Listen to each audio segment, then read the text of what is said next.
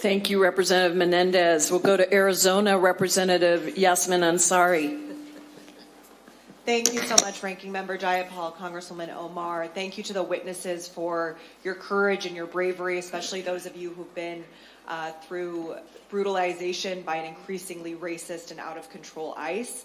I represent Phoenix, Glendale, and Guadalupe in Arizona, a very diverse community where more than 64 languages are spoken. Our community has been terrorized by ICE as well, and watching what's happened here in Minnesota and with some reports coming out saying that ICE may ramp up in Phoenix. My constituents are very, very worried. We've had many of my constituents taken by ICE. A DACA recipient was detained on Christmas Eve while doing her Christmas shopping. I have a constituent who was a green card holder named Yadi, who has been in one of the detention centers for almost a year now, where she has leukemia and is extremely, extremely sick and denied medical care. I've had the opportunity to speak with dozens of women inside the Eloy Detention Center in Arizona, listened to the torture and abuse they've gone through.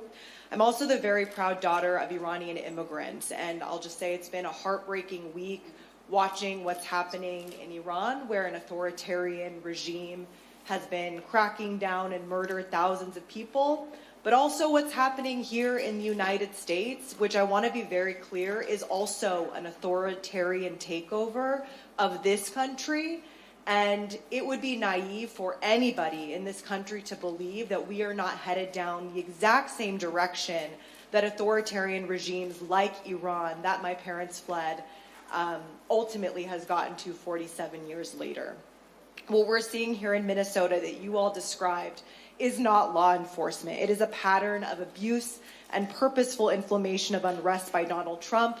You described it so well, how ICE has terrorized immigrant and citizen communities alike, violated due process left and right, and targeted residents and protesters exercising their First Amendment rights.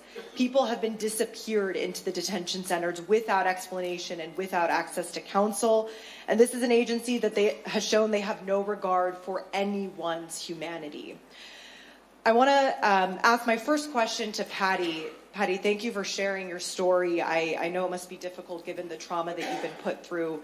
You were detained by ICE for approximately 8 hours, despite being a U.S. citizen and not charged with any crimes.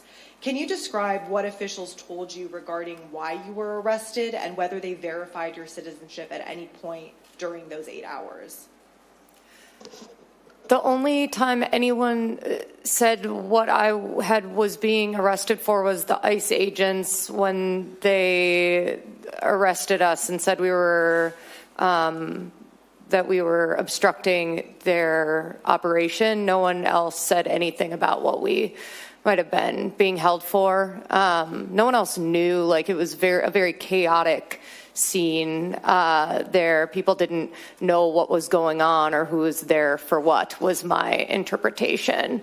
And they checked I had my license with me, and they did check that when I got to the facility. Thank you.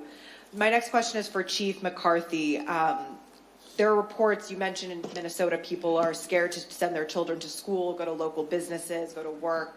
We felt the same in Phoenix. From a public safety perspective, how does this climate of fear hinder effective policing? Thank you for that question. It decimates the trust that the community has in the police department. It makes victims and witnesses reluctant to come forward even more so. And who it really benefits are the criminals who prey upon the vulnerable, because they are still going to operate, and they're going to prey upon the most vulnerable people, which right now are the ones who are afraid to leave their homes.